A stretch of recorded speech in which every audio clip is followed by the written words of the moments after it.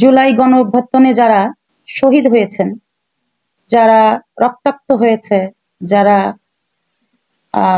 আমাদের সাথে বিভিন্ন সময় নির্যাতনের শিকার হয়েছে, আমরা প্রত্যেকে যারা রাজপথে ছিলাম, যারা ছিল আমাদের সঙ্গে, তাদের প্রত্যেককে অসংখ্য ধন্যবাদ। আর তাদেরকে শুধু ধন্যবাদ দিলেই চলবে না, তারা যারা আহত হয়েছে, নিহত হয়েছে, প্রত্যেককেই ক্ষতিপূরণ দিতে হবে। আমাদের বর্তমানে যে সরকার ইউনূস স্যার, তার কাছে আমাদের আবেদন যে দ্রুত যেন যারা নিহত হয়েছে এবং আহত হয়েছে তাদের ক্ষতিপূরণটা যেন খুবই দ্রুত তাদেরকে দেওয়া হয়, কারণ তারা খুবই অসহায়। একটা পরিবারের যখন অভিভাবক শূন্য হয়ে যায়, সেই পরিবারটার আসলে কিছুই থাকে না। তো যারা এই সময়ে নিহত হয়েছে, আহত হয়েছে, যারা এখনো সুস্থ হয়নি, মেডিকেলে আছে, তাদের ট্রিটমেন্টটা খুবই জরুরি। আমরা অনেক সময় বিভিন্ন চ্যানেলে দেখছি যে তারা সঠিক ট্রিটমেন্ট পাচ্ছে না।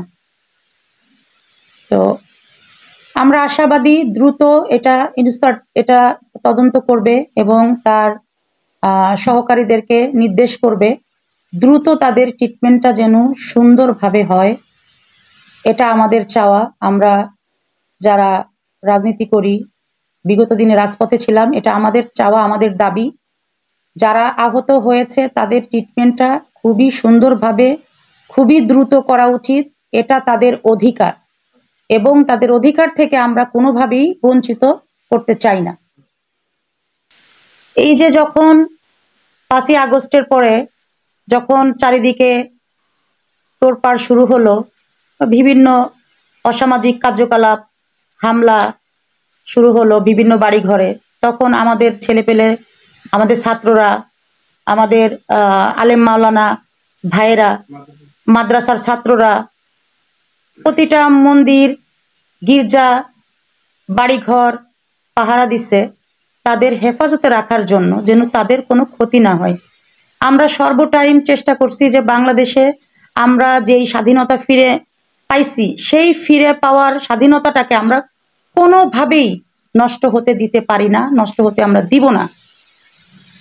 এই জন্য আমরা আমাদের ছেলে পেলে, আমাদের ভাই ব্রাদার, আমাদের উচ্চ পর্যায়ের যারা রাজনীতিবিদরা আছে, তারা প্রত্যেকেই আমরা সবসময় সতর্ক ছিলাম যে আমাদের দেশে কোনো রকম কোনো দাঙ্গা হাঙ্গামা আমরা করতে দিব না।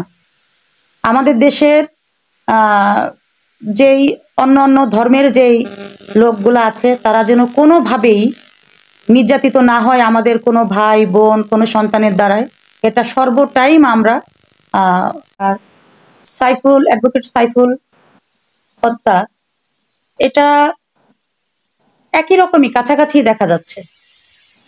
কারণ এরা ইন্ডিয়ার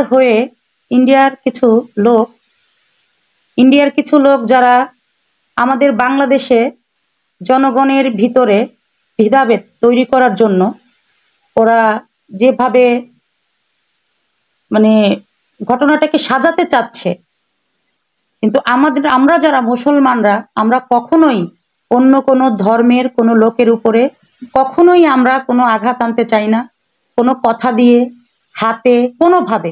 আমরা চাই সকলেই মিলেমিশে আমরা একই দেশে সুন্দরভাবে বাস করতে চাই।